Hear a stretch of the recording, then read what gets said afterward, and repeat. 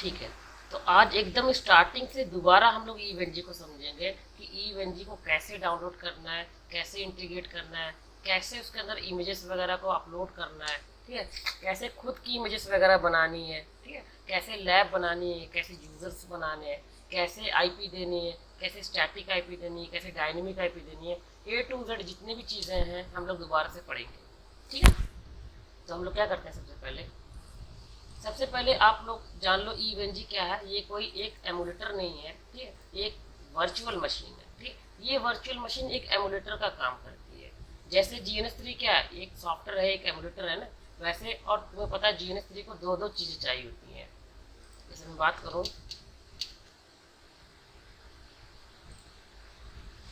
GNS3 की, तो GNS3 को दो चीज़ें चाहिए।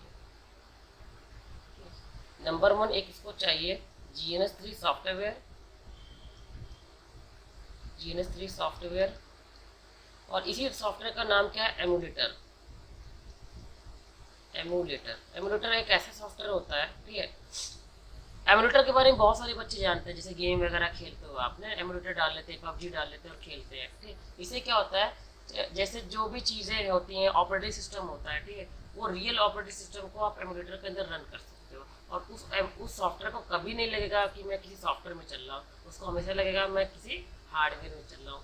जैसे अगर पबजी का एमुलेटर के अंदर अगर पबजी अब चलाओगे तो पबजी क्या लगेगा, मैं किसी मोबाइल में चल रहा हूँ, लेकिन एक्चुअल में तो लैपटॉप में चल रहा है। ठीक है, और जितना भी फंक्शन चीज जो आप मोबाइल के अंदर लेते हो पबजी के अंदर, वो सारा का सारा फंक्शन आप किसमें ले लोगे, अपना आप उस सॉफ्टवेयर के अंदर ले लोगे, मतलब लैपटॉप के अंदर ले लोगे। ठीक है, ऐसे बहुत सारे एमुलेटर आते हैं, जैसे VMware आता है, वर्चुअल बॉक्स आता है, ये सब एमुलेटर है।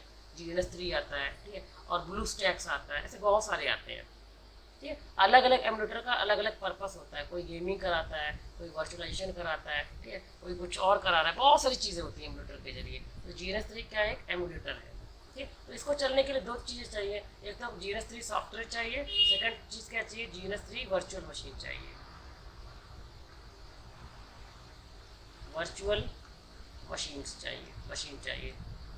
ये GNS3 वर्चुअल में GNS3 वालों ने ही बनाया है। आप कुछ भी नहीं बनाते हो, बनी बनाई चीज़ों को इस्तेमाल करते हो। ठीक है, और लास्ट आपको क्या चाहिए, जो भी प्रैक्टिकल वगैरह करोगे आप, ठीक है, उन सब डिवाइसेस की इमेज चाहिए। जैसे आपको क्या चाहिए, इमेजेस चाहिए, इमेजेस ऑफ डिवाइसेस। और इसमें क्या है, बहुत सारी डिवाइसेस की इमेज है, जैसे कि आपको पता है, एक तो राउटर की इमेज है, स्विच की इमेज है, ठीक है, फायरवॉल की इमेज है। ये सब आपको नेट से मिल जाएगी, बनाई बनाई, आप कुछ भी नहीं करते हो। ठीक है, इसके अलावा एक्सेस पॉइंट की इमेज चाहिए, WLC की इमेज चाहिए, वायरलेस लैन कंट्रोलर जो होता है, ठीक है, तो कई सारे एक्सेस पॉइंट कंट्रोल करता है। ठीक है, और आप इसके अंदर चला सकते हो, विंडो की इमेज चला सकते हो,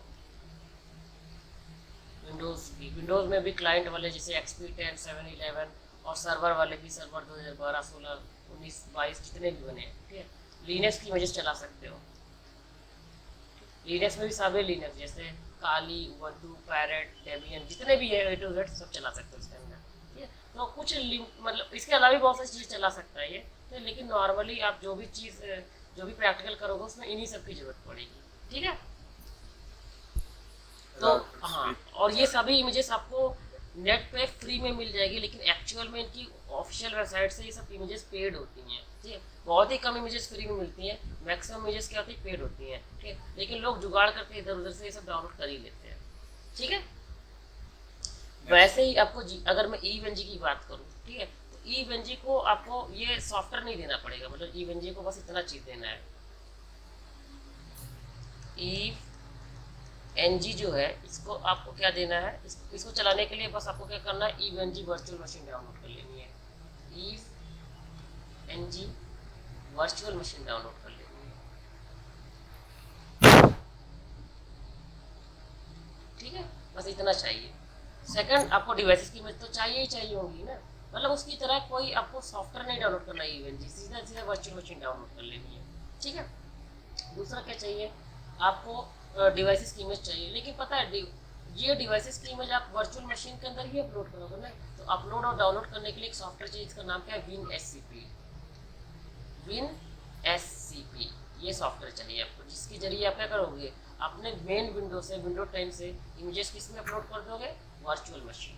ठीक है। SCP के बारे में लास्ट टाइम मैंने बताया था, SCP एक प्रोटोकॉल है जो लिनक्स में इस्तेमाल होती है, ठीक है, फाइलों को अपलोड डाउनलोड करने के लिए ना। लेकिन ये कोई इकलौती प्रोटोकॉल नहीं है, तीन प्रोटोकॉल होती है जो लिनक्स में इस्तेमाल होती है फाइलों को अपलोड डाउनलोड करने के लिए।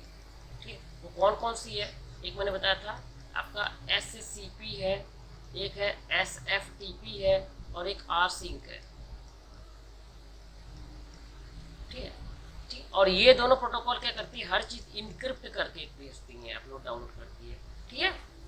rsync का भी बहुत सारे एडवांटेज है, किसी और दिन बताऊंगा सब इनके बारे में। ठीक है। तो आपको क्या चाहिए, EVNG वर्चुअल मशीन चाहिए, WinSCP सॉफ्टवेयर चाहिए ताकि आप अपलोड डाउनलोड कर लो इमेज वर्चुअल मशीन के अंदर, और आपको डिवाइसेस की इमेज चाहिए, डिवाइसेस की इमेज चाहिए। ठीक है। हाँ, वो जो डिवाइसेस जब आप रन करोगे, ठीक है, उन डिवाइसेस का आपको एक्सेस लेना पड़ेगा। एक्सेस लेने के लिए आपको क्या चाहिए, आपको कुछ सॉफ्टवेयर चाहिए, जैसे PuTTY वगैरह। PuTTY मैं बताया था ना, PuTTY क्या होता है। PuTTY के जरिए आप किसी भी डिवाइस की रिमोट कंट्रोल, जो डिवाइस कहीं और पर पड़ी है, किसी और कंट्री पर पड़ी है, ठीक है, उसकी आप क्या कर सकते हो, एक्सेस ले सकते हो उसको। ठीक है। PuTTY सॉफ्टवेयर चाहिए आपको। तो PuTTY तो फ्री सॉफ्टवेयर होता है, बहुत छोटा सॉफ्टवेयर होता है, ठीक, इसके जरिए मतलब ये सॉफ्टवेयर ऐसा है जिसको हर नेटवर्क इंजीनियर जानता है, वो इस पर काम करता ही करता है। ठीक, इससे वो बच नहीं सकता। ठीक, इससे इसी का एक एडवांस वर्जन है जिसका नाम है आपका secure CRT, SECURE, secure CRT। ठीक, इस सॉफ्टवेयर में बहुत सारे एडवांस फीचर है, भर भर के फीचर है। काम वो ये भी वही करता है, वेब मतलब कि रिमोट कंट्रोल के लिए काम आता है, लेकिन इसके अंदर बहुत सारे एडवांस फीचर है, और ये पेड सॉफ्टवेयर है। कोई चीज़ पेड है तो पक्का उसमें कुछ एडवांस चीज़ें तो होगी होगी। ठीक है, तो इन दोनों सॉफ्टवेयर में से किसी एक सॉफ्टवेयर इस्तेमाल कर लो। इनके अलावा भी बहुत सारे सॉफ्टवेयर है, लेकिन बाय डिफॉल्ट मैं आपको रिकमेंड करूँगा पहले PuTTY पे तो काम करो ही करो आप। ठीक है, तो इतनी चीज़ चाहिए आपको। तो ये सब चीज़ें डाउनलोड कहाँ से करनी वो देख लेते हैं। ठीक है। अच्छा, मैंने बता रखा था ना, GNS3 और EVNG के अंदर ज़्यादा बेस्ट आपका EVNG है। ठीक है, तो आप बोलोगे कि कुछ GNS3 में भी तो खास बात होनी चाहिए। ठीक है, सारा सारा अच्छाई सी में रहेगी तो उसमें क्या अच्छाई रहेगी ना, तो बंद होना चाहिए ना। तो भाई मैंने बता रखा था GNS3 क्या है, फ्री है, यही सबसे बड़ी उसकी अच्छाई है। ठीक है। दूसरी चीज़ें क्या है, GNS3 हर टाइप की इमेज को चलाने की कोशिश करता है, चाहे वो चला पाए या ना चला पाए। ठीक है, लेकिन EVNG क्या है, ये फिक्स है कि यही इमेजेस चलाएगा। मतलब इसमें भले डिवाइसेस ज़्यादा है, ठीक है, लेकिन मतलब बहुत सारी कंपनी की डिवाइसेस सपोर्ट करता है, बहुत सारे वेंडर की डिवाइस सपोर्ट करता है, लेकिन फिक्स है कि वो यही मॉडल सपोर्ट करेगा। जैसे आप सिस्को के राउटर की बात करोगे ना, तो 2600 सीरीज बाय डिफॉल्ट EVNG ये सारे सॉफ्टवेयर नहीं चला पाते, क्योंकि 2600 सीरीज क्या है, बगी है, और GNS3 इसको चला लेते हैं ना। तो ये GNS3 का एडवांटेज है, वो कोशिश करता है, चाहे जो आप चला पाए या ना चला पाए, एटलीस्ट वो ट्राई करता है। और EVNG ट्राई ही नहीं करता, वो डायरेक्ट मना कर देता है। ठीक है, अंतर समझ आ गया आपको, बताओ। ठीक, सबसे पहले हम लोग डाउनलोड करेंगे सब इमेजेस वगैरह। ठीक है, मैं क्या करता हूँ, यहाँ पर लिखूंगा EVNG डाउनलोड, EVNG डाउनलोड। ठीक है सर, तो 1 मिनट मैं भी साथ साथ कर ही ले। साथ साथ तो ना करो, क्योंकि पता कर नहीं पाओगे, फिर दिक्कत हो जाएगी। अब रिकॉर्डिंग चल रही तो आप आराम से देखना, कोई दिक्कत नहीं है। ठीक है, तो हम EVNG की ऑफिशियल वेबसाइट से आके EVNG को डाउनलोड कर सकते हैं। ठीक है, लेकिन मैंने बताया था ना, EVNG के दो वर्जन आते हैं। EVNG कितने वर्जन आते हैं, दो वर्जन आते हैं। EVNG वर्जन, दो वर्जन है इसके। एक वर्जन है आपका कम्युनिटी वर्जन, एक है प्रो वर्जन। ठीक है, एक आता है इसमें कम्युनिटी, COMMUNITY, कम्युनिटी वर्जन है, और एक है इसका प्रो वर्जन। ठीक है, तो जैसे नाम से पता चल रहा है, प्रो वर्जन में फीचर ज़्यादा होंगे। ठीक है, प्रो वर्जन का साइज भी ज़्यादा है, फीचर भी ज़्यादा है। ठीक है, हर चीज़ इसमें एडवांस ही है, बस चक्कर क्या है, वो पेड है। ठीक, और कम्युनिटी वर्जन क्या आपका फ्री है। ट्रायल वर्जन समझने, ताकि हम सॉफ्टवेयर का ट्रायल नहीं चाहते कि है क्या चीज़ है। ये फ्री है और ये क्या आपका पेड है। ठीक है, ये क्या आपका पेड है, इसमें फीचर ज़्यादा है, मोर फीचर है इसके अंदर, ठीक। और उसमें क्या है, लेस फीचर है।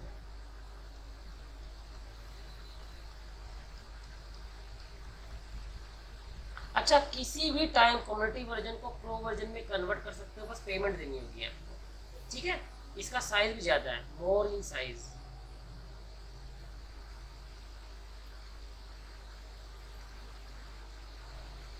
ठीक है। इसका क्या है, लेस इन साइज।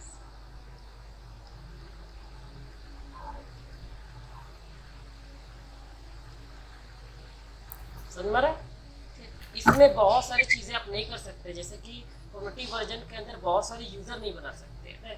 तो जो मैंने लास्ट टाइम ईवेंजी के अंदर यूजर बनाए थे ताकि अलग अलग यूजर अपनी अपनी लैब में काम कर सके ना, तो इसमें बहुत सारे लिमिट है कि इतने ही यूजर बना सकते हो कम्युनिटी वर्जन के अंदर, ठीक है। और प्रो वर्जन के अंदर कोई लिमिट नहीं है, अनलिमिटेड यूजर वगैरह बना लो, ठीक है। और ईवेंजी का एक और बहुत बड़ा एडवांटेज होता है ईवेंजी के अंदर, आप ईवेंजी के अंदर, ठीक है, एक ही लैब के अंदर बहुत सारे यूजर काम कर सकते हैं अलग अलग लोकेशन से, ठीक है। जैसे ईवेंजी के एक वो है, आईपी है एक, एग्जाम्पल के लिए ऐसा हिसाब है। जैसे क्या है कि आपका एक सर्वर है, ठीक है।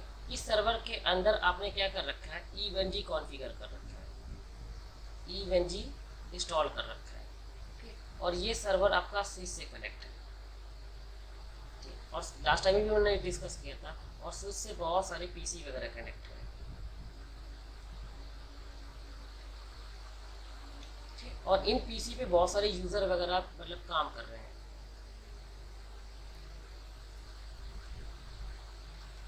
प्रॉब्लम क्या है कि ये जो यूज़र है, ये जो सिस्टम पे काम करें, इनकी कॉन्फ़िगरेशन बहुत कम है। मतलब ये वाले जो सिस्टम है ना, जो स्विच के नीचे है, इनमें रैम, सीपीयू, हार्ड डिस्क सब कुछ बहुत कम कम है।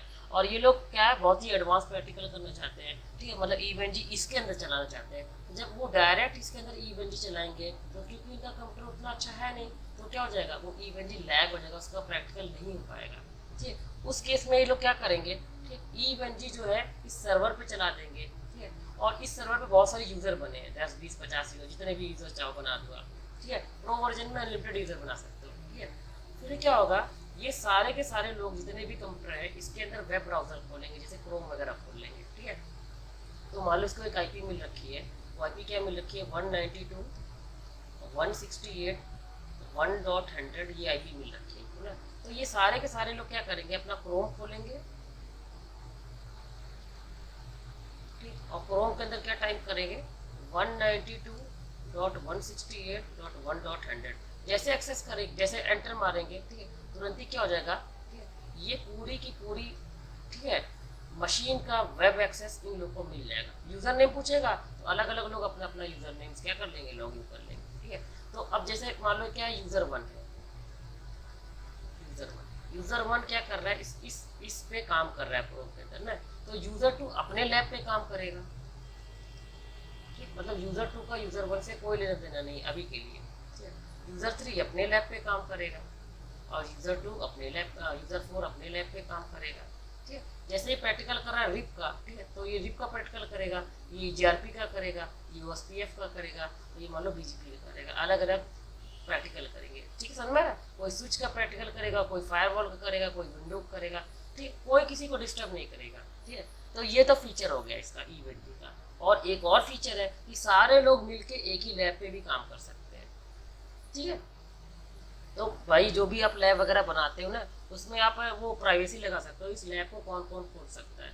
अगर आप प्राइवेसी क्या लगा दोगे, एवरीवन, ठीक है, वो जो भी लैब आप बनाओगे, ठीक है, जब उसको ओपन करोगे तो अगर उसको प्राइवेसी क्या एवरीवन, तो कोई भी बंदा उस लैब को ओपन हो सकता है, ज्वाइन हो सकता है, एडिट कर सकता है, जैसे ही प्राइवेसी लगाओगे। एग्जाम्पल के लिए 4 5 बंदे एक ही लैब पे काम कर सकते हैं, कोई राउटर पे काम करेगा, कोई स्विच पे काम करेगा, कोई फायरवॉल पे काम करेगा, कोई मतलब विंडो 10 पे काम करेगा, कोई लिनक्स पे काम करेगा ना। तो भाई जैसे नहीं होता, एक आदमी अकेला काम कर रहा हो और 10 आदमी एक साथ काम कर रहे हैं, तो 10 आदमी जब एक साथ काम करेंगे तो काम जल्दी हो जाएगा ना, ठीक। ये सारे के सारे फीचर जो है आप ईवेंजी को ले सकते हो, और GNS3 के अंदर ये सारे फीचर नहीं है, और है भी तो उस लेवल के नहीं जितना इसके अंदर है, ठीक। सबको समझ में आ गया ईवेंजी का कॉन्सेप्ट, ईवेंजी से हम क्या बेनिफिट ले सकते हैं, ठीक। ओके, तो ईवेंजी मैंने बता रखा था ना आपको। देखो कम्युनिटी वर्जन का चलाने का बहुत ज़्यादा फायदा नहीं, क्योंकि बहुत सारी चीज़ें आप कर ही नहीं पाओगे, उसके अंदर स्विच नहीं चला पाओगे, उसके अंदर बहुत सारे यूज़र नहीं बना पाओगे, बहुत सारे डिवाइसेस नहीं करा पाओगे, एडवांस प्रैक्टिकल नहीं करा पाओगे। वो बस क्या है, ट्रायल वर्जन है। तो आपको बेस्ट क्या है कि प्रो वर्जन चलाओ, लेकिन प्रो वर्जन क्या है, आपका पेड है। मैंने बताया था ना, सिर्फ बाय पे जाता हूँ, देखो बाय वाले ऑप्शन पे जाऊँगा तो देखो कितने का, $140 का। तो प्राइस ऊपर नीचे होता रहता है। $140 आपको पता है कितना हो जाएगा, 12-13 हज़ार कुछ हो जाएगा ना।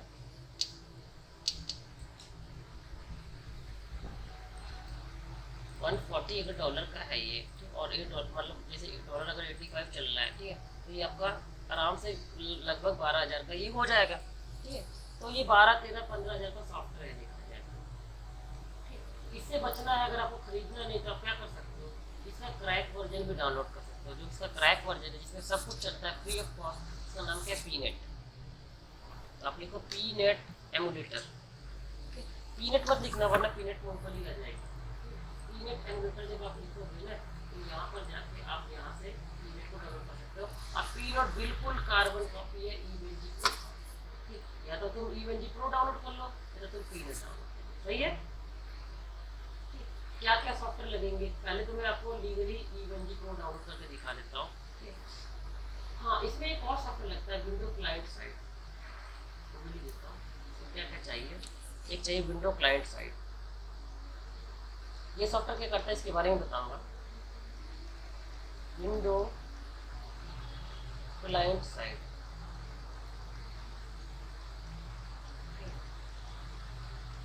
जब ये सॉफ्टवेयर डाल लोगे तो आपका विंडो 10 से, ठीक है, और आपका ये जो ईवेंजी है, इसमें बहुत सारे आपने चीज़ें कर सकते हो, बहुत सारे प्रैक्टिकल कर सकते हो। मतलब ये देना ही देना है आपको, विंडो क्लाइंट साइड। ठीक है, ये भी करवाऊंगा आपको। तो सबसे पहले आप क्या करो कि ऑफिशियल वेबसाइट पे आ गए हो, और सबसे पहला काम क्या करना है, आप देखो 2 वर्जन दिख रहा है, एक प्रोफेशनल वर्जन, एक कम्युनिटी वर्जन। ठीक है, और एक विंडो क्लाइंट साइड, मतलब ये सॉफ्टवेयर भी दिख रहा है आपको। ठीक, वैसे ही अगर आप मान लो ये पूरा पूरा प्रैक्टिकल किस पे करने वाले हो, लिनक्स पे, तो वहाँ पर लिनक्स क्लाइंट साइड डाउनलोड करना पड़ेगा। ठीक है, तो सबसे पहले हम कम्युनिटी वर्जन पे क्लिक करते हैं। कम्युनिटी वर्जन पे आओगे तो ये कम्युनिटी वर्जन जो है 3 GB का लगभग। ठीक है, और जब मैं प्रो वर्जन पे आ रहा हूँ, ठीक है, प्रो वर्जन लगभग आपका कितना है, 7 GB, मतलब वही 8 GB के आसपास का है। तो ये 8 GB का है, और देख लो 3 GB का है।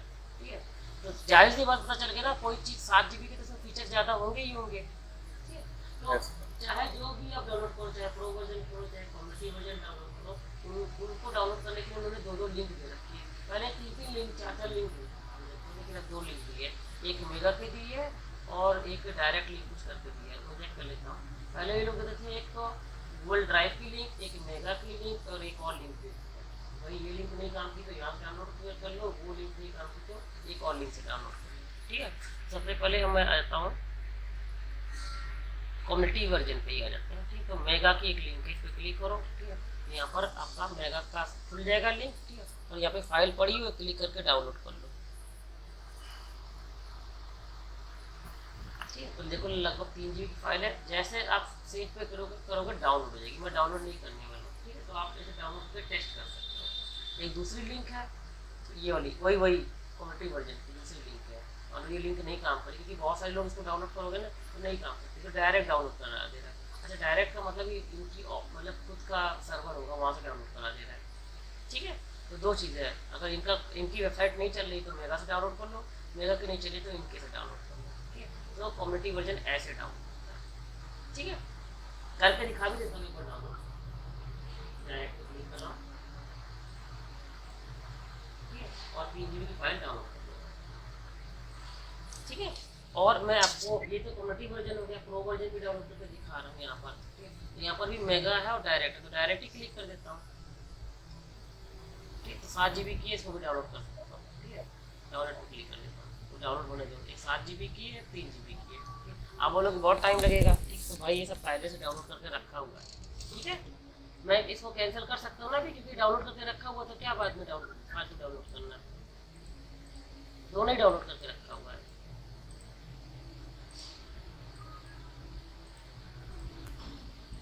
इनको पॉज कर दो फिर कैंसिल करो।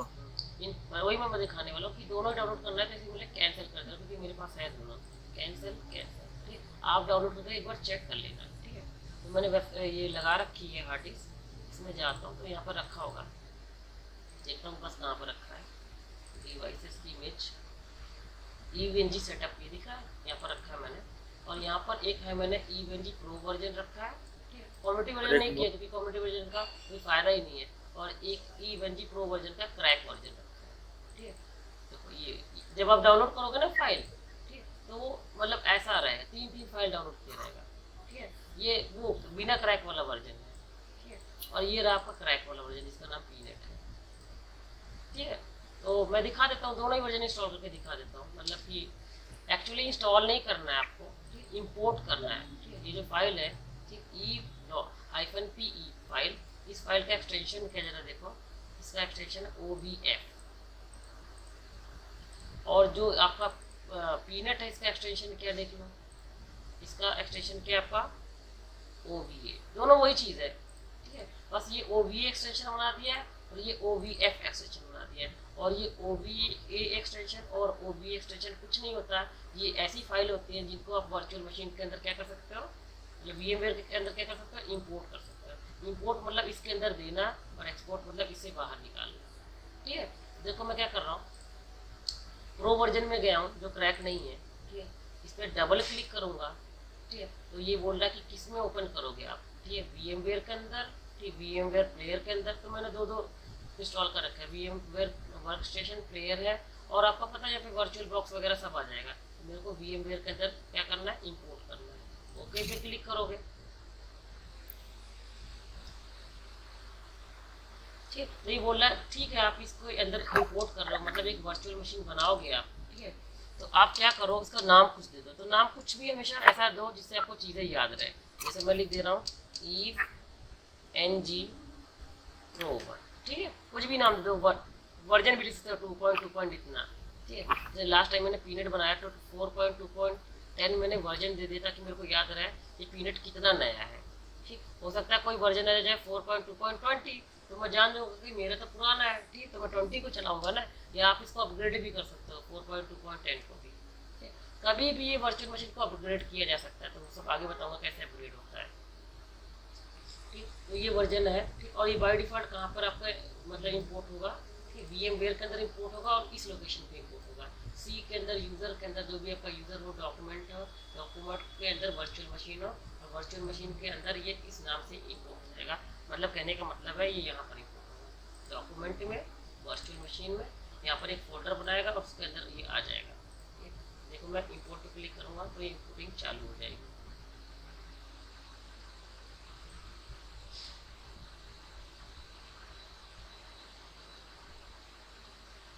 साइज देख लेता हूँ, उसका साइज क्या है, इसका साइज जो है आपका वही 7 GB जो मैं बताने था, 7 GB है। और प्रो जो है क्रैक वर्जन, इसका साइज कितना है, इसका साइज थोड़ा कम होगा, लेकिन इसका 2 GB है। लेकिन प्रैक्टिकल सब कराएगा ये, टेंशन ना लो।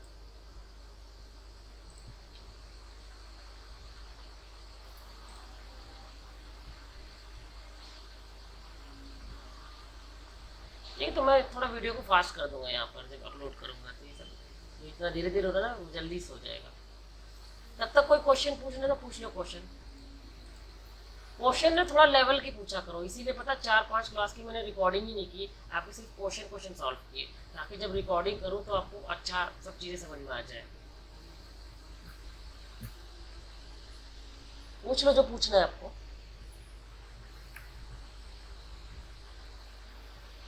पूछने के लिए कुछ डाउट है ही नहीं। हाँ, तो क्योंकि पता 2-3 बार हो गया तो भाई, 1 बार नहीं, 2 बार नहीं, 3 बार नहीं, 4-5 बार जब कोई चीज़ें हो जाती है तो वो समझ में आ ही जाती है। और ये चीज़ें ऐसी है ना, EVNG ये सब सीखते मतलब जो आदमी पहली बार सीखता है, बिना किसी टीचर के साथ सीखता है, सोच रहा है यूट्यूब से सीख लो, तो उसको भाई 1-2 साल लग जाएगा सीखते सीखते ये सब चीज़ों को। और एक और बहुत इंपॉर्टेंट बात है, इस वर्चुअल, ये पूरी वर्चुअल मशीन क्या लिनक्स है, तो जिसको लिनक्स जितना अच्छा आएगा वो इस मशीन को उतना अच्छा समझ सकता है, इसको उतना अच्छा ट्रबल शूट कर सकता है। इसके अंदर कोई भी एरर आएगा तो उसको वो सॉल्व कर सकता है। एरर को समझ रहा है तभी तो सॉल्व कर रहा है ना। तो लिनक्स आना बहुत ज़रूरी है अगर इस वर्चुअल मशीन को आप चलाना चाहते हो। अगर आपको लिनक्स नहीं आता तभी कोई दिक्कत की बात नहीं है, मतलब ऐसा नहीं है कि अगर लिनक्स सीख के आओ तब ये चला पाओगे, ठीक है। आप साइड बाय साइड लिनक्स भी सीखते रहो, मतलब नॉर्मली कोई एरर वगैरह आता नहीं इतना, ठीक है। छोटा मोटा एरर आएगा तो मैं बता दूंगा मैं आपको।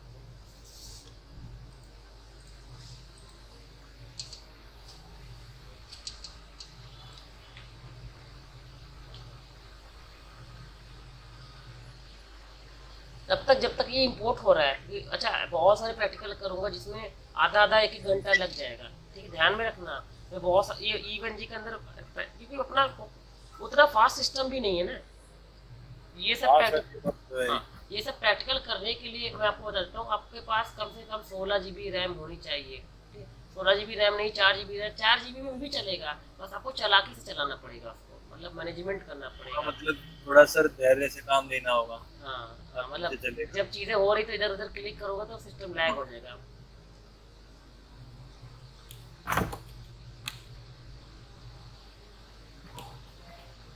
जब तक ये हो रहा है तब तक मैं कुछ सवाल आपसे पूछ लेता हूँ, ठीक है, देखता हूँ आपको वो आ रहा है कि नहीं आ रहा है।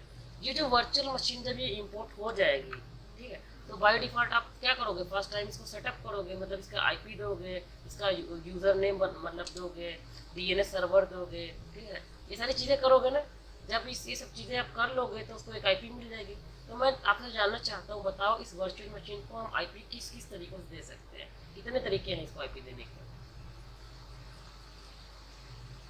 सर दो ही तरीके हैं, एक तो मैनुअली हम्म, और दूसरा सर वो डायरेक्ट मिल जाती है हाँ उससे। ठीक है ठीक है, मतलब बेसिकली दो ही तरीके होते हैं, लेकिन इनको भी अलग अलग तरीकों से तुम परफॉर्म कर सकते हो, ठीक। जैसे जब आपका ये इवन जी फर्स्ट टाइम खुलता है तब आईपी के लिए बोलता है, उसी वक्त तुम चाहो तो स्टैटिक आईपी टाइप कर दो, उसी वक्त तुम चाहो तो डीएससीपी से रिक्वेस्ट कर सकते हो, ठीक, ये तो तरीका डीसीपी वो हो से। गया। हाँ, डीएससीपी से ये- रिक्वेस्ट, डीसीपी मतलब कि आपका वीएम नेट 8 से रिक्वेस्ट, ठीक है, जो वीएम वेयर का अडेप्टर नहीं, वीएम नेट 8, ठीक हाँ है, सर। तुम क्या कर दोगे, नेट कर दोगे, नेट का मतलब क्या, वीएम वेयर नेट 8, ठीक, तो वीएम वेयर नेट 8 से इसको आईपी मिल जाएगी। अगर तुम क्या कर दोगे, होस्ट ओनली कर दोगे, तो होस्ट ओनली का मतलब क्या, वीएम नेट 1, तो वीएम नेट 1 से आईपी मिल जाएगी, ठीक है। तो तुम चाहो तो डायनेमिक तरीके से आईपी ले लो, यानी तुम नेट कर दो या तो होस्ट ओनली कर दो।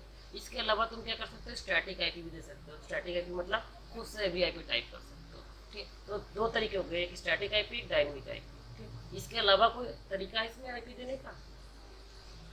नहीं सर। इसके अलावा मैंने बताया था ना, कमांड से भी आईपी दे सकते हो, मतलब लिनक्स मशीन जब खुल जाएगी IF कॉन्फिग टाइप करके, ठीक है, जो पूरी पूरी कमांड है उसकी, वो कमांड टाइप करके भी आईपी दे सकते हो। तीसरा तरीका एक हो गया कमांड से आईपी।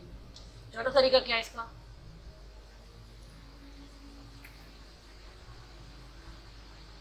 लिनक्स में हर चीज कोई ना कोई फाइल होती है, ठीक, जितनी भी कॉन्फ़िगरेशन करते हो, तुम यूजर बना रहे हो तो उसको कोई फाइल बन रही है, ठीक, तुम पॉलिसी लगा रहे हो तो कोई ना कोई फाइल बन रही है, ठीक। लिनक्स हर चीज को फाइल समझता है, चाहे पेन ड्राइव लगाओ, हार्ड डिस्क लगाओ, टूल इंस्टॉल करो, ठीक है, ईच एंड एवरीथिंग लिनक्स के लिए क्या फाइल है ना, तो जो आप आईपी देते हो ये भी किसी ना किसी फाइल में जाकर सेव होता है, उस फाइल को ओपन करके उसके अंदर आईपी को चेंज करके सेव कर दोगे, तो ये भी एक तरीका है आपका क्या, आईपी देने का, मतलब कोई ना कोई फाइल को मॉडिफाई करके भी क्या कर सकते हो, आईपी दे सकते हो।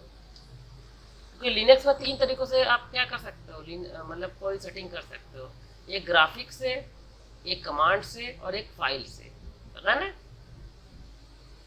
Yes sir. अभी इंपोर्ट हुआ कि नहीं देख लेता हूँ, टाइम ले रहा है, ये इतना टाइम पीरियड में नहीं लेगा, ये ईवेंजी प्रो में ही टाइम ले रहा है क्योंकि उसका साइज ज्यादा है, 7 GB। सर हाँ ये आपने EVNG प्रो किया है? हाँ, ईवेंजी प्रो की है, जिसको मैं खरीदूंगा नहीं, बस आपको दिखाना चाहता हूँ कि इसके अंदर क्या है। Okay sir.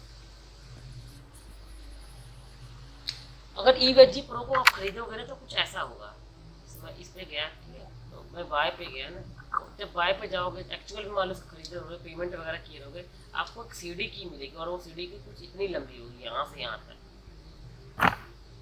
ठीक है। उस सीडी को कॉपी करके तुम एक, मतलब एक लोकेशन होता है, मतलब ये लाइसेंसिंग का एक ऑप्शन होता है, लाइसेंसिंग का, यहाँ पर क्या होता है, लाइसेंस रिक्वेस्ट कर दोगे, ठीक है, तो पेमेंट ओपन जब कर दोगे तुमको एक क्या मिलेगा, कोड मिलेगा, बहुत लंबा कोड है। नॉर्मली सीडी की देखते हो ना तुम, 10-12 डिजिट का कोड होता है, लेकिन ये देख लो कितना बड़ा कोड है, इतने बड़े कोड को आप पेस्ट कर दोगे तब जाके आपका ईवेंजी क्या हो जाएगा, ठीक है, आपका पेड हो जाएगा, ठीक है, तो उसमें सारे फीचर चलेंगे और मिनट में सब करने की कोई जरूरत नहीं, वो सब कुछ पहले से हो रखा है, ठीक है। और ईवेंजी का एक और फायदा है, इसके अंदर तुम लैब वगैरह क्या कर सकते हो, बाय भी कर सकते हो।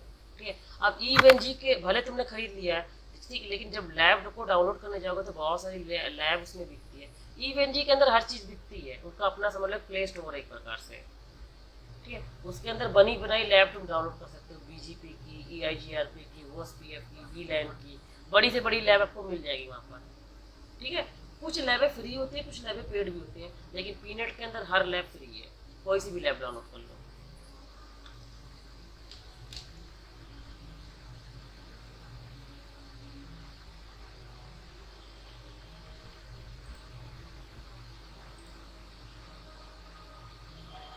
हाँ बोलो, हो गए क्या?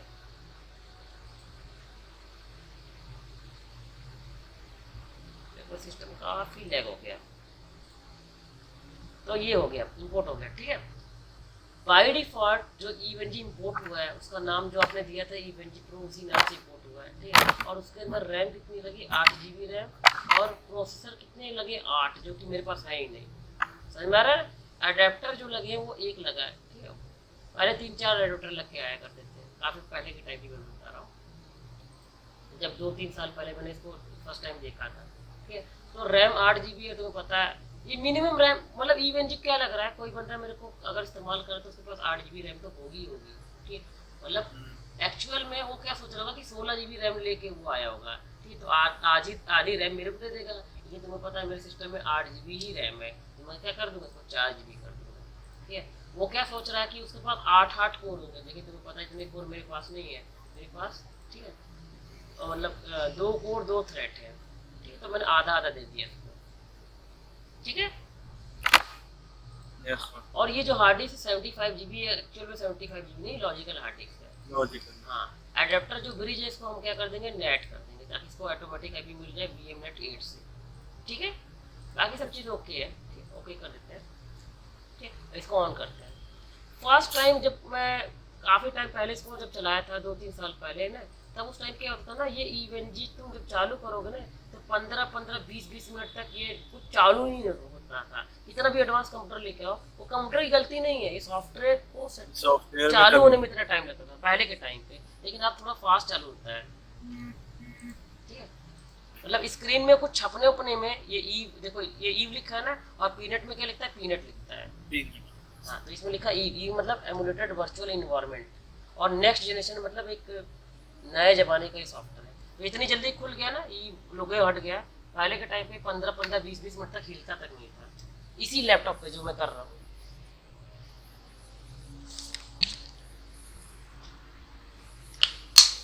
ठीक है, तो लॉगिन करने के लिए बोल रहा है, तो इसका बाय डिफॉल्ट यूजर नेम होता है रूट, और पासवर्ड जो उसका होता है वो होता है आपका ईव, शो नहीं करेगा। ठीक, तो देखो ये आपका सर लॉगिन इसका पासवर्ड क्या होता है? ईव होता है। ईव। हाँ, पीनेट का क्या था, यूजर नेम रूट था, पासवर्ड क्या था, पीनेट था। इसका क्या रूट है, और यूजर नेम रूट है, और पासवर्ड क्या है, ईव है। ठीक है, तो ये मतलब ये ऐसा नॉर्मली आ जाता है। ठीक है, दोबारा दिखा देता हूँ मैं ये सब करके, रिस्टार्ट।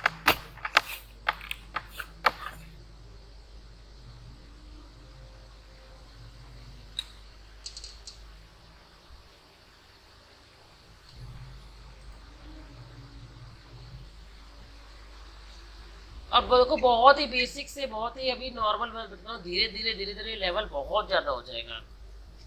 मतलब एक टाइम पे ऐसा लेवल हो जाएगा, तुम लोग बात करोगे तुम्हारे बगल वाले को समझ में नहीं आएगा क्या बोल रहे हैं ये सब।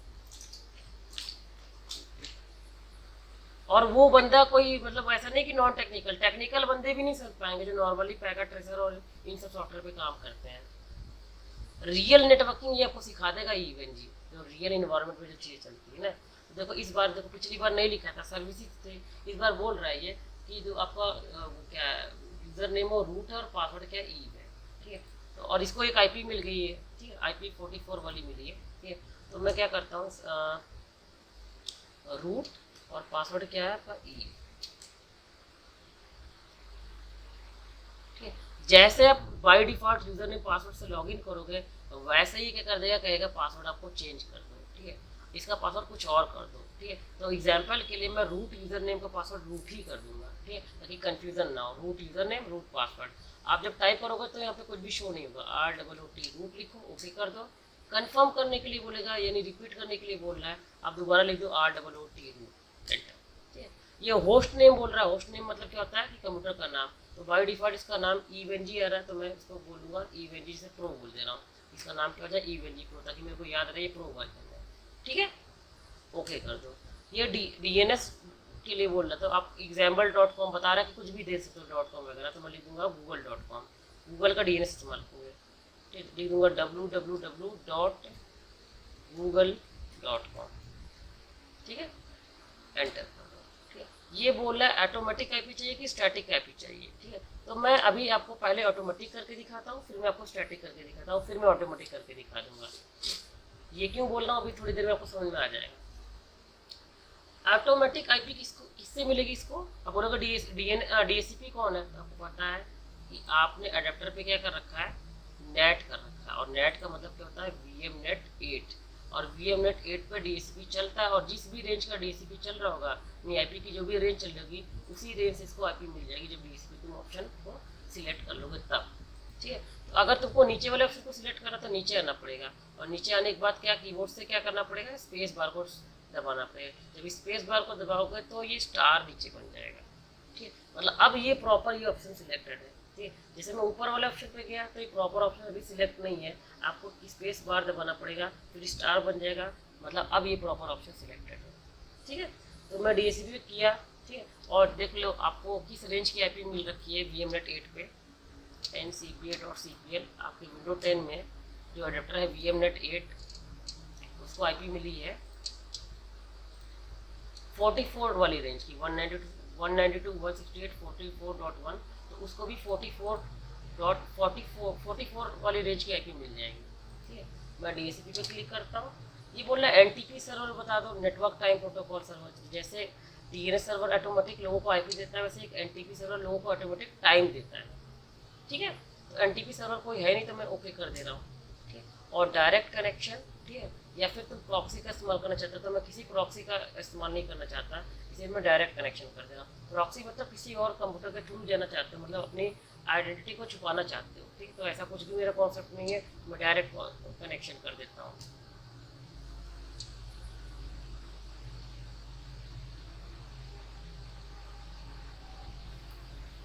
सर सेम प्रोसेस उसी में है पीनेट सेम में भी? मैंने बताया ना, उसकी कार्बन कॉपी है। EVNG कार्बन कॉपी का नाम क्या है, पीनेट है। तो पीनेट जो क्रैक वर्जन है वो भी करके दिखाता हूँ। बस नाम का फर्क है, इसमें नाम ईव है, उसमें नाम पीनेट है, बाकी ऑलमोस्ट पूरा 99% वही चीज है।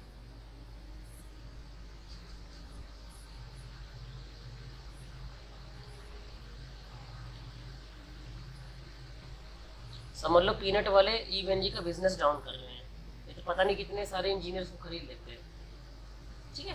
देखो अब यूजर नेम क्या होगा, रूट, और पासवर्ड क्या होगा, रूट, लेकिन ये अभी भी बोल रहा ईव है, तो ये तो पुराना रिकॉर्ड है ना, ठीक है।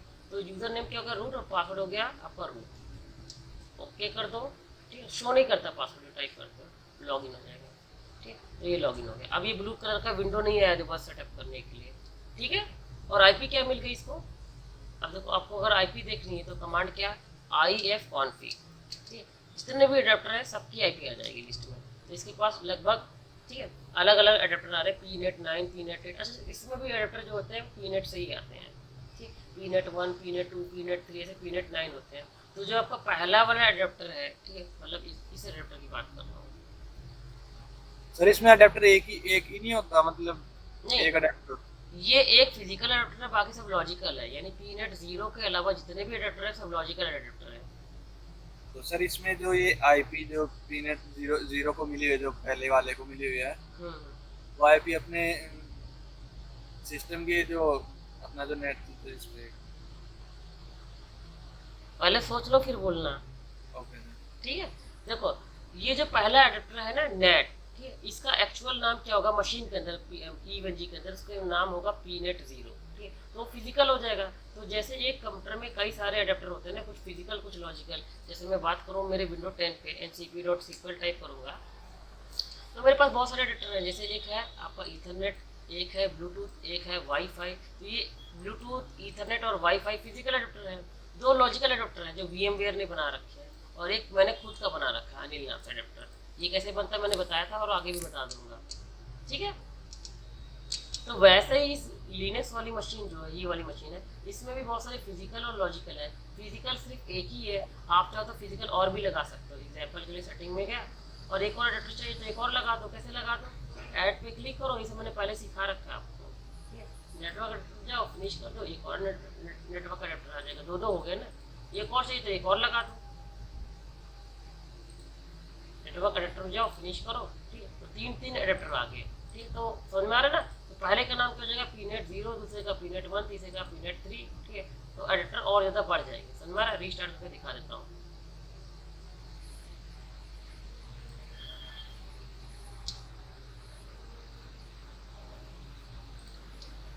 देखो मैं शुरू से निकालता हूँ, रीस्टार्ट। अच्छा, वहां से भी रीस्टार्ट कर सकते थे। कमांड है init6। लिनक्स में रीस्टार्ट करने की कमांड क्या होती है, init6। और शटडाउन की कमांड क्या होती है, init0।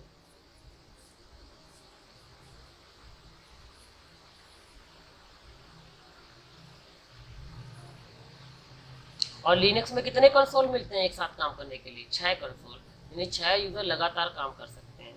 और विंडो में कभी भी 6 यूजर लगातार काम नहीं कर सकते, हमेशा एक ही यूजर एक बार में काम करता है, ठीक। उसको दूसरे यूजर को काम करना तो या तो लॉग आउट करो या तो स्विच यूजर करो, ठीक है। तो रूट यूजर नेम है और रूट पासवर्ड है, ठीक है। और इसको जो आईपी मिली है, ठीक है। और ये क्या है आपका, ये उबंटू है, ठीक है। मतलब लिनक्स में भी बहुत सारे वेरिएंट होते हैं ना, उबंटू है। मैं लिखूँगा ifconfig, एंटर कर दूंगा, ठीक है। तो बहुत सारे एडेप्टर आ जाएंगे। मेरे को स्पेसिफिक एक ही एडेप्टर देखना है, ठीक है। pnet0, तो क्या लिख दूंगा, ifconfig और लिख दूंगा pnet0, ठीक है। तो एडेप्टर का नाम आ जाएगा 44, ये वाली रेंज की आ जाएगा, ठीक है ना। एक सेकंड जरा रुक जाओ, मेरे को फोन आ रहा है।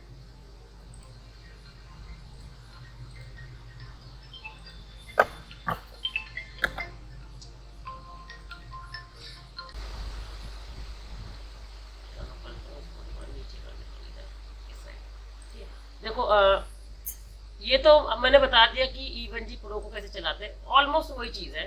तो हम लोग डायरेक्ट मेन मुद्दे पर आते हैं, पीनेट पे ही काम करते तो पीनेट को ही कॉन्फ़िगर करते हैं, ठीक। डिक्टो कार्बन कॉपी है E1G का पीनेट, ठीक। और पीनेट की भी क्रैक वर्जन है तो उसी पे काम करने पे भलाई रहेगी, ठीक। तो हम लोग इसको बंद करते हैं, इसको डिलीट करते हैं, पीनेट कॉन्फ़िगर करते हैं, शट डाउन, ठीक है।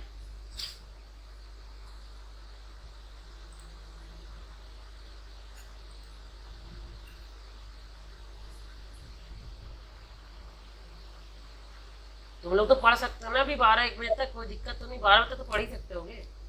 सर पढ़ तो सकते हैं पर कोई नहीं, करने दो, सुबह जाना भी है कहीं और। ठीक है, चलो, ठीक है। 5:30 तो बजे जाना है। हाँ देखो, अब देखो जो भी वर्चुअल मशीन आप VMware के अंदर बनाओगे ना, यहाँ पर साइड में लिस्ट में उसका नाम रहता है, तो आप यहाँ से क्लिक करके उसको रिमूव कर सकते हो। रिमूव करने पर सिर्फ ये लिस्ट से हट रहा है, एक्चुअल में नहीं हट रहा है, ठीक। एक्चुअल में हटाना तो जहाँ पर भी ये मतलब फाइल होगी वहां से जाकर आपको हटाना पड़ेगा, ठीक है ना।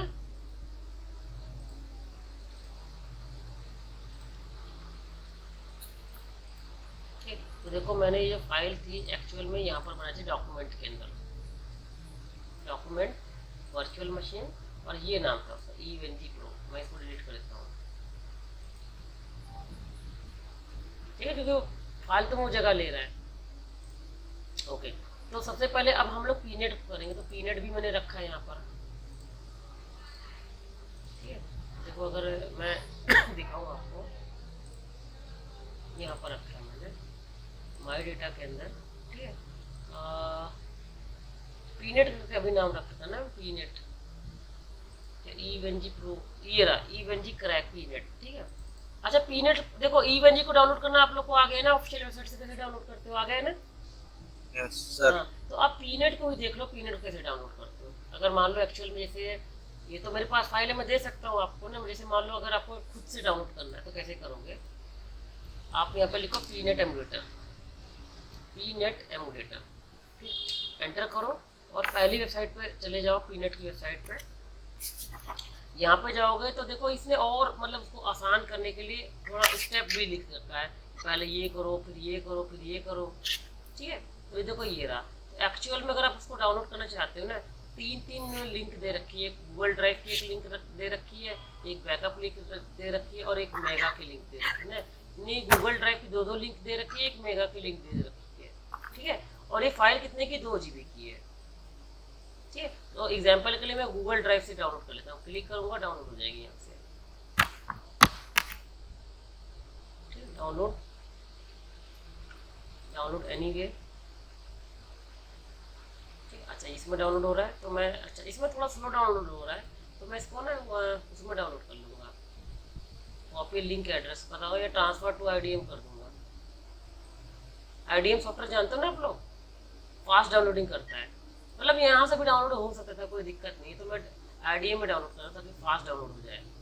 देखो IDM में खटखट फास्ट डाउनलोडिंग हो गई, तब तक ये रेंगता रहता है यहाँ पर।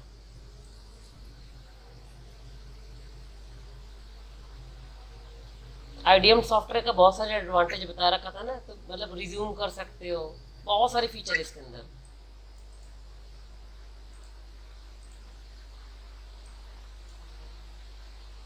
ठीक है, तो इसको डाउनलोड होने दो और हमारे पास पहले से पड़ा हुआ है, ठीक है। क्या नाम है, पीनेट 4.2.10, ठीक है। तो मैं इसको यहाँ पे कैंसिल कर दे रहा हूँ अगेन, ठीक है, क्योंकि पहले से पड़ा तो क्या डाउनलोड करूँगा, कैंसिल। तो ये फाइल है और इसका एक्सटेंशन क्या है, OVA है, OVA एक्सटेंशन है, OVA। और पीनेट का एक्सटेंशन क्या था, मतलब उसका एक्सटेंशन क्या था, EVNG का OVF था। OVA और OVA फाइल एक ही होती है, ठीक, बस नाम थोड़ा सा अलग है।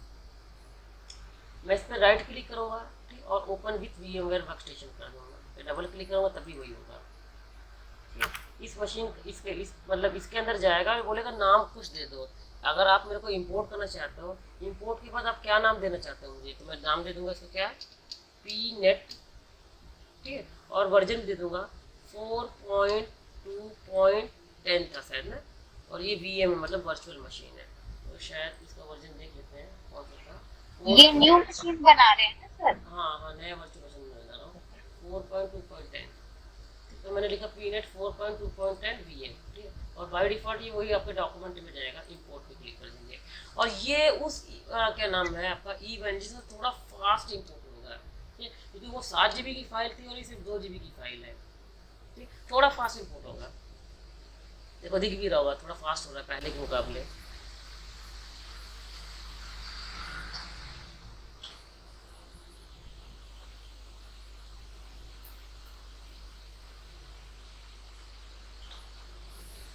अब तक सब समझ में आ रहा है ना, कोई दिक्कत तो नहीं ना आपको? नहीं सर, अभी तक कोई हाँ, नहीं है। उसका मेन कारण ही है कि 2-3 बार आपने कर लिया इसको थोड़ा थोड़ा। शुभम आपको समझ में आ रहा है? ये आप तो बीच में कभी आते हो कभी आते नहीं हो। सर वीडियो कब अपलोड करोगे ये वाली? ये कर दूंगा, आज ही कर दूंगा या कल सुबह तक कर दूंगा। चलो ठीक है। शुभम समझ में आ रहा है?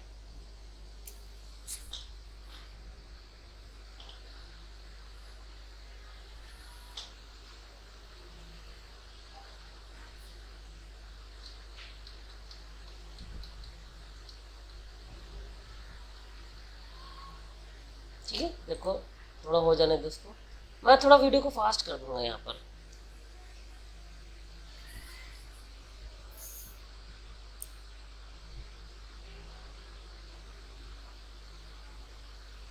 देखो अच्छा, ये जो पीनेट है ना, इसमें भी 8 GB रैम लगी, तो इसको भी आप कम कर दो। आप रैम CPU जो भी है अपने सिस्टम के अकॉर्डिंग देना, ठीक है। किसी और का कॉन्फ़िगरेशन देख के आप मत कॉन्फ़िगरेशन करना, नहीं, आप अपने सिस्टम के अकॉर्डिंग से कुछ करना। तो मैं 4 GB रैम कर दे रहा हूँ, दो कर दे रहा हूँ। पहले मैं यहाँ पे टिक नहीं मारूंगा, जब अगर मैं टिक नहीं मारूंगा तो तभी भी चलेगा, लेकिन आपको पता है कि क्या हो जाएगा, मतलब फायरवॉल वगैरह विंडो वगैरह नहीं चलेगा आपका, ठीक है। तो अगर आप इस पर टिक मार दोगे, ठीक है, तो बहुत सारी एक्स्ट्रा चीज़ें भी चलने लग जाएगी, क्योंकि क्या हो जाएगा, वर्चुअलाइजेशन का सपोर्ट हो जाएगा ना, ठीक, मदरबोर्ड के अंदर, ठीक है। ये देखो इसके अंदर एक मदरबोर्ड भी तो लगा हुआ है, मतलब एक बायोस भी तो है इसके अंदर, पीनेट के अंदर एक पूरी कंप्लीट वर्चुअल मशीन है ना, और अगर आप यहाँ पे टिक मार दोगे तो ठीक है, इसका खुद का बायोस, इसका खुद का मदरबोर्ड एक प्रकार का जो एक सॉफ्टवेयर लेवल पे है, तो उसके अंदर वर्चुअलाइजेशन वाला फीचर आ जाएगा। तो वर्चुअलाइजेशन थोड़ा और नेक्स्ट लेवल पर हो जाएगी, मतलब जो डिवाइसेस पहले नहीं चला करती थी फायरवॉल वगैरह, वो भी चलना शुरू हो जाएगी। ठीक है, तो पहले मैं अनटिक करके एरर दिखा दूंगा, फिर मैं टिक करके एरर को सॉल्व कर दूंगा। ठीक है, 100 GB की हार्ड डिस्क लगी हुई है और ये लॉजिकल हार्ड डिस्क है। पहला एडेप्टर क्या है, नेट है, और दो एडेप्टर लगा, दूसरा एडेप्टर क्या है, ब्रिज है। ठीक है, सब कुछ सही है, ओके पे क्लिक कर दो। अब इसको ऑन करो, आप पावर ऑन करिए, और देखो जैसे उसमें ENG लिख रहा था एमुलेटर वर्चुअल एनवायरनमेंट, वैसे इसमें पीनट लिखेगा।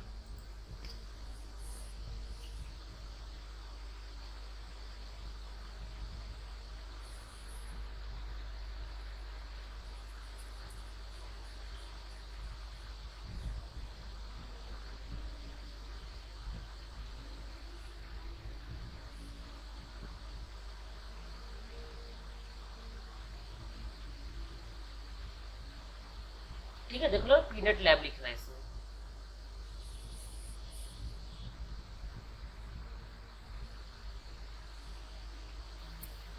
सर EVNG Pro तो सर पेड है सर।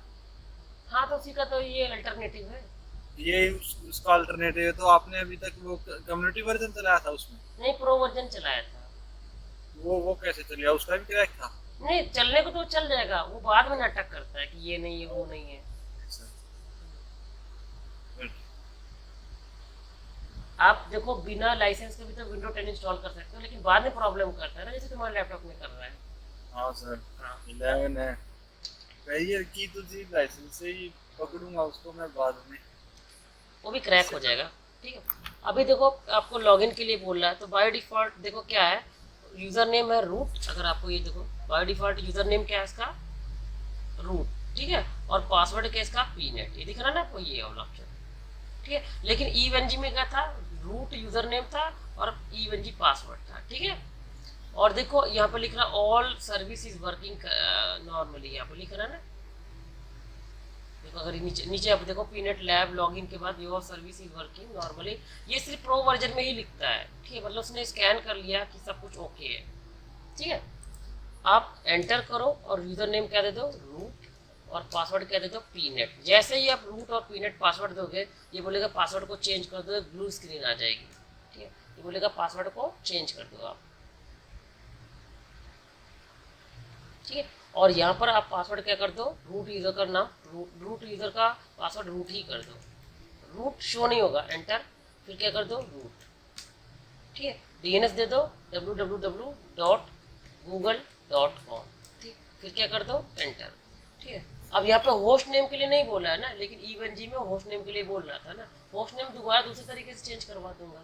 ठीक है, तो हल्का हल्का थोड़ा थोड़ा तो अंतर रहता ही है, लेकिन ऑलमोस्ट चीज़ें वही रहती है। ठीक, DHCP NTP सर्वर नहीं है, ओके, और डायरेक्ट कनेक्शन। सर प्रॉक्सी कैसे लगाएंगे सर? ये प्रॉक्सी के लिए, प्रॉक्सी का मतलब क्या होता है, किसी और कंप्यूटर की IP को ही प्रॉक्सी बोलते हैं। मतलब कि अगर मेरे को डेटा, मतलब कि कोई आदमी जैसे मेरे को कहीं पर जाना है, तो अगर मैं डायरेक्ट जाऊंगा तो भाई वो मेरा चेहरा देख लेगा ना कि ये बंदा था, तो मैं मुखौटा पहन के जाऊंगा तो वो समझ नहीं पाएगा ना। तो मैं अपना डेटा किसी और को भेजूंगा, फिर वहाँ से डेटा किसी और के पास जाएगा, तो जो रियल बंदा है उसको क्या लगेगा कि मैं तो कम्युनिकेशन नहीं कर रहा हूँ, उसको तो लगेगा कोई और कम्युनिकेशन कर रहा है, तो मेरी आइडेंटिटी क्या हो जाएगी, बच जाएगी, छुप जाएगी ना। तो ये सिक्योरिटी फीचर भी, मतलब ऑफेंसिव डिफेंसिव दोनों तरीके से इसका इस्तेमाल कर सकते हो। ठीक है, हैकिंग के पर्पज से भी इस्तेमाल कर सकते हो और डिफेंसिव पर्पज से भी इस्तेमाल कर सकते हो।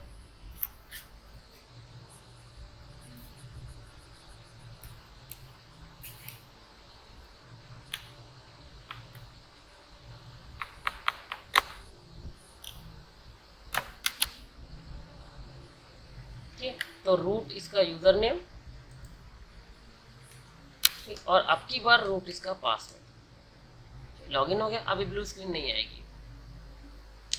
सबसे इम्पोर्टेंट बात क्या है, अगर वो ब्लू स्क्रीन आपको दोबारा चाहिए, ठीक है, तो दोबारा के लिए मैंने आपको बताया था ना, आपको एक फाइल को डिलीट करनी पड़ेगी। ठीक है, और वो फाइल किस लोकेशन पे है, CD। तुम्हें पता CD कमांड क्या करती है, डायरेक्टरी को चेंज करती है। मतलब आपको लिनक्स से एक फोल्डर से दूसरे फोल्डर में जाना, कमांड क्या है, CD। रूट पार्टीशन में, तो रूट पार्टीशन को स्लैश बोलते हैं लिनक्स के अंदर ना, मतलब ये बिल्कुल सी ड्राइव वाली बात हो गई, जैसे सी ड्राइव डी ड्राइव नहीं थी, वैसे सी ड्राइव को लिनक्स में क्या बोलते हैं, एग्जाम्पल के लिए रूट पार्टीशन बोलते हैं। इसके अंदर ओपीटी फोल्डर, ओपीटी के अंदर आपका था ओपीटी के अंदर मेरे को याद नहीं आ रहा उसका स्पेसिफिक नाम क्या था, याद है मैंने कल लिखवाया था इसका नाम, किसी को याद है? किसका नाम था दोबारा बताना है? अरे मैंने कल एक फाइल डिलीट करवाई थी, देखो मैं ट्राई मार लेता हूँ, शायद यही होगा। रूट पार्टीशन के अंदर ओपीटी और ओपीटी के अंदर ओवीएफ फाइल मतलब फोल्डर था, ओवीएफ, ठीक। और ओवीएफ के अंदर एक हिडन फाइल थी, और विंडो में मतलब लिनक्स में हर हिडन फाइल के आगे क्या रहता है, डॉट रहता है। मैं टैब दबाऊँ तो अपने आप ही लिख देगा, तो शायद मैं गलत लोकेशन को लिया, सी डी ओपीटी ओपीटी के अंदर ओवीएफ और ओवीएफ के अंदर कॉन्फ़िग नाम की फाइल थी, तो दोबारा देख लेता हूँ, सी डी और ओपीटी, ओपीटी के अंदर ओवीएफ, देखता हूँ ओवीएफ है कि नहीं, आता ओवीएफ फोल्डर है, ls-l देखता हूँ यहाँ पर क्या है, तो यहाँ पर हिडन, अगर आपको हिडन फाइल देखनी है लिनक्स के अंदर ना, ls कमांड है -la, अगर ये कमांड टाइप कर दो, हाँ, तो यहाँ पे फाइल क्या है, डॉट कॉन्फिग फाइल, इसी को डिलीट करनी है, ठीक है। तो आप इस फाइल को डिलीट करने के लिए, ठीक है, आप क्या लिख दो rm, ठीक है, मैं क्लियर कर लेता हूँ स्क्रीन को पूरा क्लियर, और सी डी रूट मतलब स्टार्टिंग से चला गया, ठीक। अब मैं क्या लिखूँगा, आर एम क्या है, फाइल को डिलीट करना है, तो या तो मैं उस फोल्डर में जाकर डिलीट कर दूँ या बाहर से बैठे बैठे डिलीट कर दूँ, तो मैंने बाहर से बैठे बैठे डिलीट करने के लिए कमांड लगाई rm मतलब रिमूव फाइल -f मतलब फोर्सफुली रिमूव करना है। रूट पार्टीशन के अंदर ओपीटी फोल्डर है, ओपीटी के अंदर आपका ओवीएफ होगा, और ओवीएफ के अंदर डॉट कॉन्फिग नाम की फाइल होगी, टैब दबाओगे तो अपने आप लिख देगा। ये फाइल को आप क्या कर दो, एक बार एंटर कर दो, ठीक है, ठीक है, ये फाइल डिलीट हो जाएगी, ठीक है। अब अगर अब फिर तुम्हें क्या करना पड़ेगा, SU मतलब स्विच यूज़र, और हाइफन का मतलब रूट यूज़र, तो मैं रूट यूज़र से लॉगिन होना चाहता हूँ, तो मैं दोबारा जैसे एंटर मारूंगा डिस्प्ले स्क्रीन आ जाएगी, ठीक है, आ गई। अब दोबारा तुम क्या कर सकते हो, सारी की सारी कॉन्फ़िगरेशन कर सकते हो। ये कमांड कब टाइप करते हैं, जब हमको इस वर्चुअल मशीन के अंदर, मान लो हम देखो नॉर्मली इवन जी कौन चलाता है, 1-2 साल कोई चला रहा होगा, जैसे अलग अलग प्रैक्टिकल कर रहा होगा, धीरे धीरे धीरे बहुत सारे प्रैक्टिकल कर डाला होगा, अचानक से उसको इसकी आईपी चेंज करनी है, ठीक है।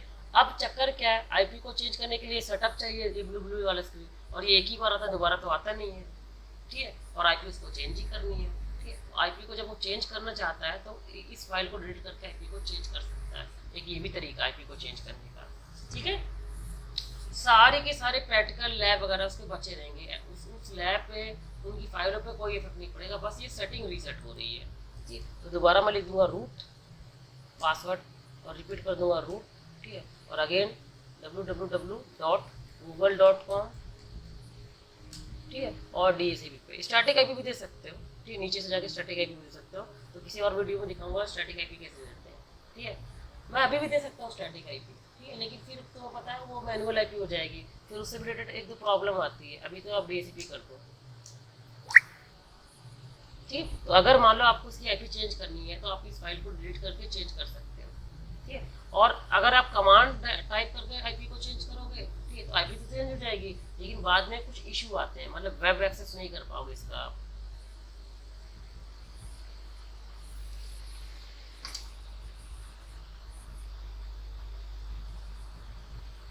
समझ में आ रहा है? देखो थोड़ा थोड़ा कॉम्प्लिकेटेड चीजें फिर से होना शुरू हो जाएंगी, ठीक। अब आप बोलोगे थोड़ा टफ लग रहा है, लेकिन पता है इसी को जब वीडियो को 4-5 बार देख लोगे आप, ठीक है, और बार बार आप प्रैक्टिस कर लोगे, तो प्रैक्टिस मेक मैन परफेक्ट बोलते हैं ना, ठीक है, तो आपको चीज़ें दोबारा आ जाएगी, बढ़िया से आ जाएगी, तो दिमाग में छप जाएगा।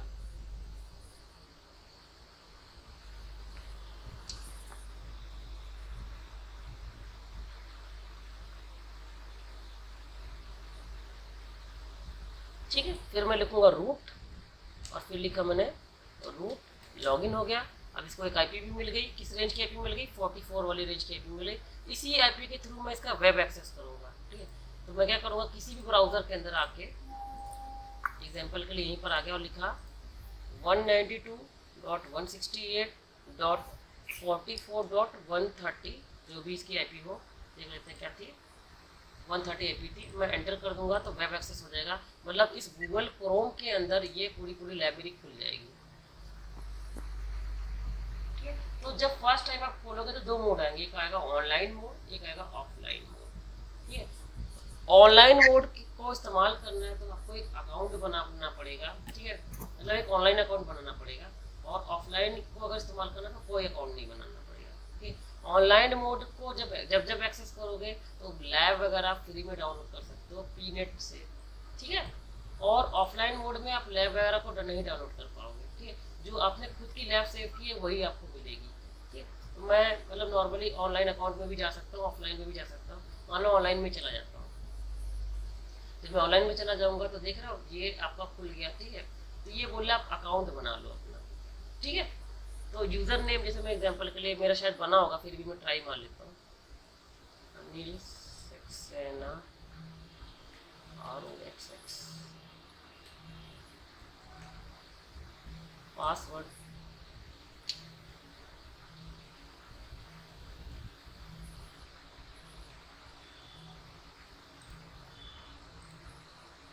कंसोल एस्टिमल, मैंने बताया नॉर्मल कंसोल मतलब पूटी, एस्टिमल कंसोल मतलब इनका खुद का console. Captcha CJ login.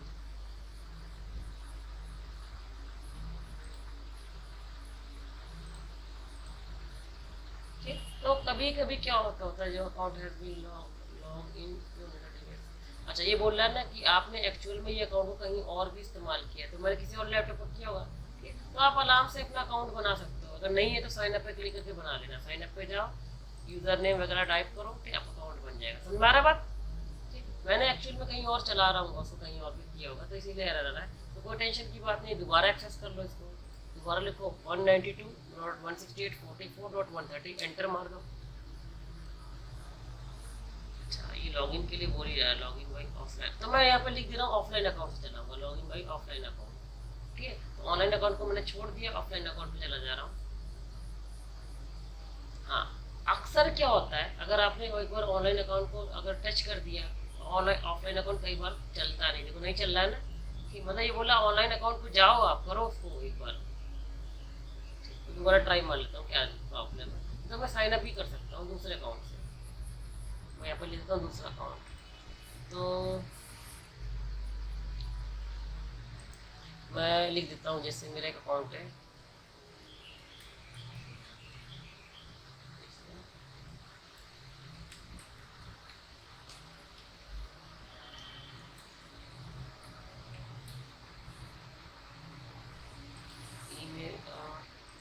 User name के लिए बोल रहा था यूजर नेम, तो मैं लिख दे रहा हूँ अनिल सक्सेना ROXX।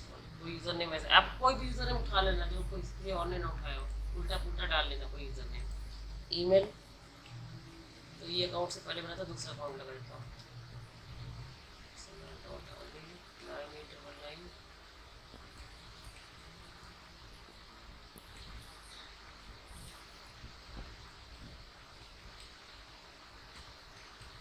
पासवर्ड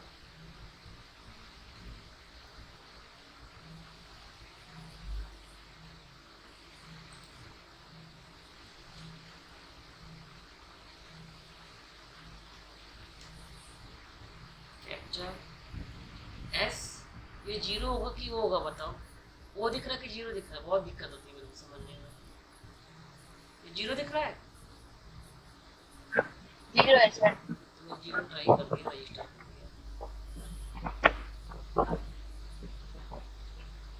तो ये मेरे को ईमेल करेगा इस अकाउंट पे। ठीक है, तो ये सेटअप हो गया मेरा। थैंक यू, क्या आ रहा है, थैंक यू फॉर कंट्रीब्यूटिंग इतना इतना, प्लीज चेक योर। ये बोला एक बार अपने ईमेल पे जाओ और वहाँ पे क्लिक कर देना। ठीक, तो आपका अकाउंट रजिस्टर हो जाएगा। अपने मोबाइल में मैं जाके एक बार क्लिक करता हूँ उसी ईमेल पे जो मैंने डाला था। ठीक है, समझ में आ रहा है ना कैसे करना है इसको?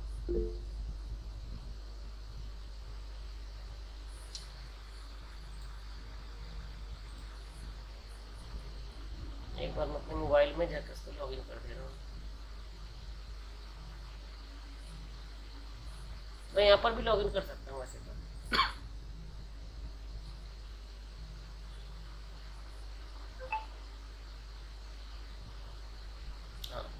को ईमेल आ गया है, तो उस पर एक लंबी सी लिंक आएगा, उस पर बस क्लिक कर देना है, अकाउंट एक्टिवेट हो जाएगा आपका।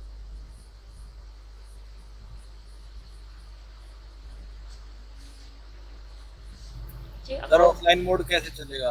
ऑफलाइन मोड तो आपको पहले ही बता रखा था ना, यूजर नेम पासवर्ड वहीं पे लिखा था, ऊपर ही लिखा होता है, ठीक है। अगर ऑफलाइन मोड नहीं चल रहा तो एक बार ऑनलाइन मोड में आकर आप अकाउंट बना लेना, ठीक है। तो मैंने अकाउंट बना लिया, ठीक है, तो मैं लॉगिन कर लेता हूँ।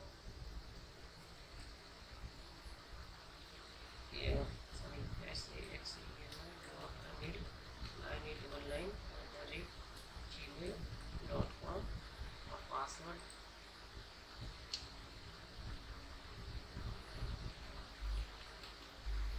और कैप्चा JU, हो गया ना। हाँ, तो जैसे मैंने आपको पहले बता रखा था, जब हाँ देखो लैब वगैरह आ रही ना, फ्री में डाउनलोड कर सकते हो ये सब लैब। देखो कैसी तगड़ी तगड़ी lab, failover, IPsec, Cisco security, SD वैन, एक से एक बढ़ के एक से एक लैब फ्री में आपको मिलेगी, बहुत सारी चीज़ें, ठीक है। लोड बैलेंसर, VLAN, ठीक है। तो आपको गो टू स्टोर में जाता हूँ, देखो और क्या आ रहा है।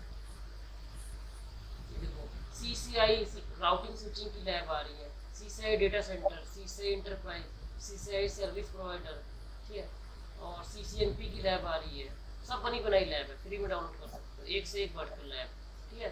CCNP की लैब आ रही है, जूनिपर मतलब जो है उसकी डिवाइसेस की लैब आ रही है, CCNA की लैब है, CCNA सिक्योरिटी की लैब है, सब फ्री है, ठीक है। SD वैन, OSPF, BGP की लैब है, सब लैब बनी बनाई है, ठीक है। जैसे और देखो सब में क्या लिखा, फ्री फ्री फ्री लिखा ना, ठीक है।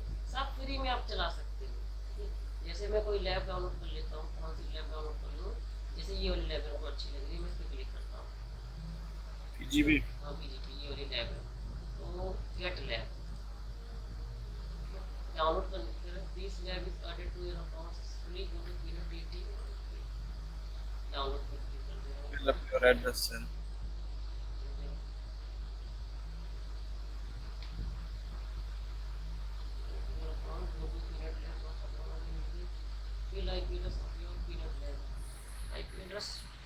सर जो पीनट लैब पे जो IP एड्रेस आ रखा है सर वो देखता हूँ काम करता है कि नहीं। यही है। तो चला गया होगा, ठीक है। ओके, तो अब मैं ऑफलाइन अकाउंट से लॉगिन करता हूँ। ऑनलाइन अकाउंट का समझाता था कॉन्सेप्ट, ऑफलाइन अकाउंट में जाता हूँ। ऑफलाइन अकाउंट में जाओगे यहाँ पर, अच्छा देखो नहीं चल रहा तो दोबारा खोल लो आप। अच्छा वो हो गया, मतलब सेटअप हो गया आपको, ठीक है। जब भी कोई चीज़ प्रॉब्लम कर रही हो तो आपको उसको खोल के दोबारा चालू करना है, ठीक है। मैं दोबारा एक बार ट्राई मार लेता हूँ, अभी भी कोई access offline mode is disable, if you want to use offline mode log in by online account and activate offline account. कर तो दिया है मैंने, कोई दिक्कत नहीं है। मशीन को एक बार ऑफ कर देता हूँ।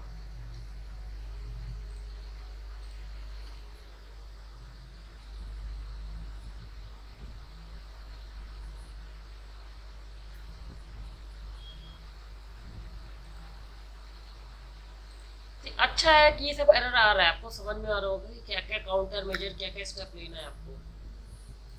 सबसे बढ़िया स्टेप बता रहा हूँ, अगर ये सब झंझट कर रहा है ना आपको क्या करना है। अभी तो मैं नहीं करूँगी क्योंकि मेरा ये ऑनलाइन क्लास चल रहा है। आपको हिस्ट्री में जाना है, हिस्ट्री में जाने के बाद आपको पूरी हिस्ट्री, कैशे वगैरह सबको डिलीट कर लेना है, दोबारा खोलना, दोबारा आप ही टाइप करोगे ना तो आराम से एक लॉगिन हो जाएगा। समझ आ रहा है? हिस्ट्री, कैशे वगैरह सब कुछ क्लीन कर लेना, दोबारा खोलोगे पक्का लॉगिन हो जाएगा ये। वैसे मैंने अभी देखता हूँ अभी लॉगिन हो रहा है कि नहीं तो एक बार हिस्ट्री क्लीन करनी ही पड़ेगी।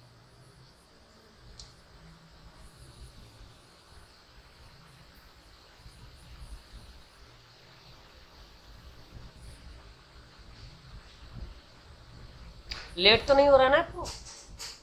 नहीं सर, हमें मुझे तो पता भी नहीं चल रहा। ये वीडियो को मैं यहीं पे स्टॉप कर दे रहा हूँ। कल जो वीडियो शूट करूँगा उस दोनों को इसमें कंबाइन कर दूंगा, ठीक है। स्टॉप कर दे रहा हूँ उसको।